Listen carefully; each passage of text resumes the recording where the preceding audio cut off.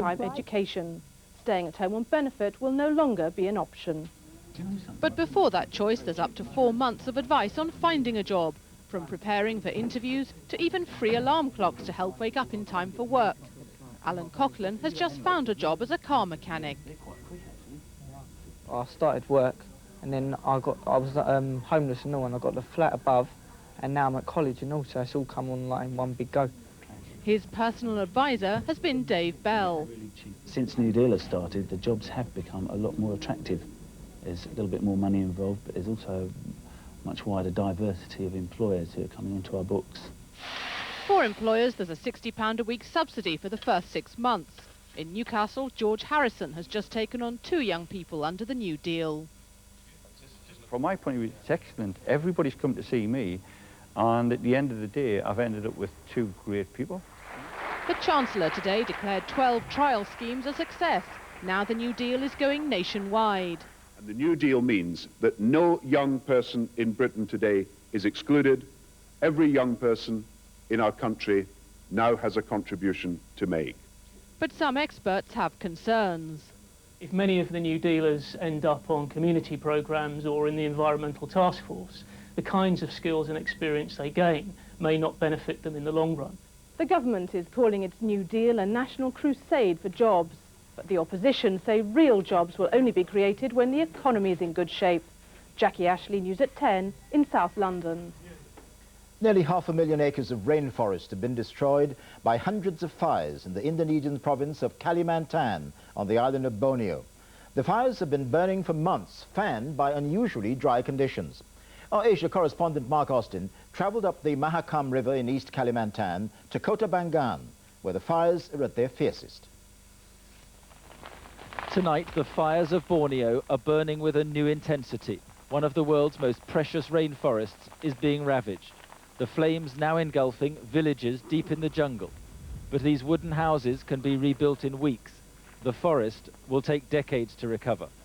Most of the fires were deliberately set by farmers clearing the forest for cultivation. But in drought conditions, they're burning out of control. This rainforest is absolutely bone dry. There's been no rain here for more than 9 months, and these fires are now covering an area the size of England and Wales. As the inferno approaches, villagers can only watch and hope. Like most here, this family are helpless. Only precious little water and a handmade bamboo spray to protect them. This time, the flames spared their home. 2 private helicopter pilots, one a Vietnam veteran, are flying water bombing missions at their own expense.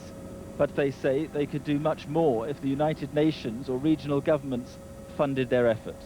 It's expensive, you know, we wish that we could continue to do it because we know we can make a dent in it. But with every day that goes by, you think it's getting worse? Definitely getting worse. It leaves you with a feeling of emptiness looking at the areas that were so green and lush, and now there's nothing but a black wasteland that's left from the fires that have gone through. But dense smoke means helicopters can't reach the worst affected areas. You can now only get there by boat. And what we found was smog, choking the forests and the people. 3-year-old Slamet Rahayu has a lung infection. She's one of hundreds of thousands of children being slowly poisoned by the air they breathe. Borneo is in the grip of the worst drought in living memory. Aid workers say hundreds of thousands will soon rely on food handouts to survive. The tricks of El Nino mean an environmental and a human catastrophe is being played out here, and it's set only to get worse. Mark Austin, News at 10, East Kalimantan, Indonesia. Still to come on News at 10, Anthea Turner and her new man are surprised. Their primary concern was that the system was in danger of overloading. Tomorrow, those concerns are expected to be echoed by a committee of MPs. Our science editor Lawrence McGinty reports. This is Britain's new air traffic control centre in Swanwick near Southampton. It's claimed it will be the most advanced in the world. It should have opened 2 years ago, but engineers are still trying to sort out problems with the complicated computer software that will help air traffic controllers guide planes through Britain's airspace. Radar heading now 270. Now it probably won't open until November next year at the earliest. We said at the Select Committee hearings earlier this year that Heathrow, for example, is running at 100% throughout the day, and in some cases, at the very, very busy periods, you could say it's running over the capacity. So we need this new centre to ease that pressure. The near misses themselves are coming as a result because of people working under a constant pressure throughout their shift. 607, descend to flight level. Air traffic controllers told an ITN investigation last November the current control room at West Drayton is reaching the limits of what they can safely handle. Near misses have increased in the last 5 years, though the Civil Aviation Authority says serious risks have remained about the same. In 1993, 36 incidents were filed. The next year, 41. The year after, 44, and the following year, 45. That must be seen against a rise in air traffic to about 3 million aircraft a year. It's my understanding tomorrow's report from the Select Committee of MPs will express real concern about air traffic control and will recommend a new safety agency to take on board the safety responsibilities of the Civil Aviation Authority. And that would be a major change in air safety policy. Lawrence McGinty, News at 10. The newspaper and television... Sure, if it takes my last breath, I'm going to make sure this don't happen again. Inside this secure mental hospital, another of Jason Swift's abusers, Robert Oliver, has taken refuge from vigilante violence. Paedophiles are pariahs, hounded wherever they go, but he's free to leave any time he likes. The present law does nothing to prevent the most perverted and predatory of paedophiles living where they please when they leave jail. And if the law can't do better than that to protect their children, worried parents say they're going to do something about it themselves. This couple did. They tried to attack the nursery worker, who no longer lives here, accused of raping their 4-year-old daughter.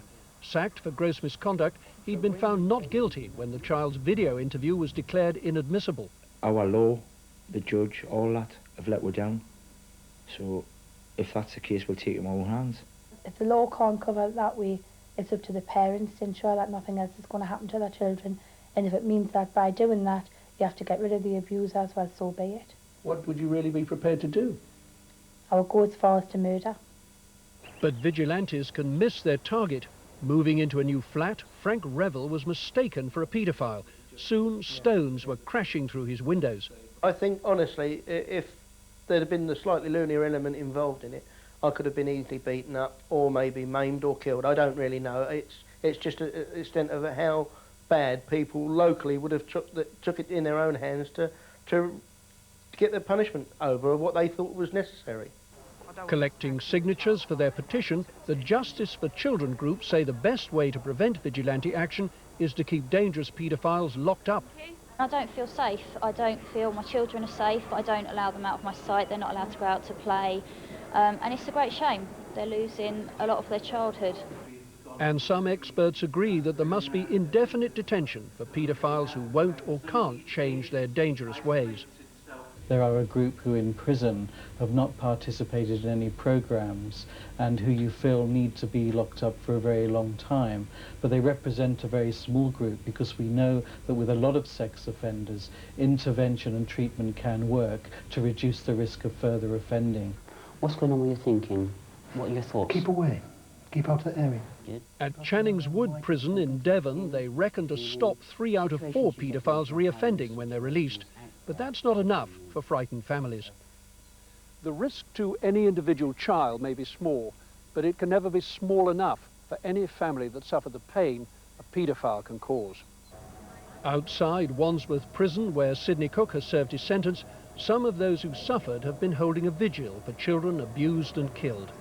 The Home Secretary has urged people not to take the law into their own hands, but paedophiles will only be safe from vigilante justice when the government finds a way to keep them locked up for as long as they are dangerous. Richard Lindley, News at 10, at Wandsworth Prison, London. Football Manchester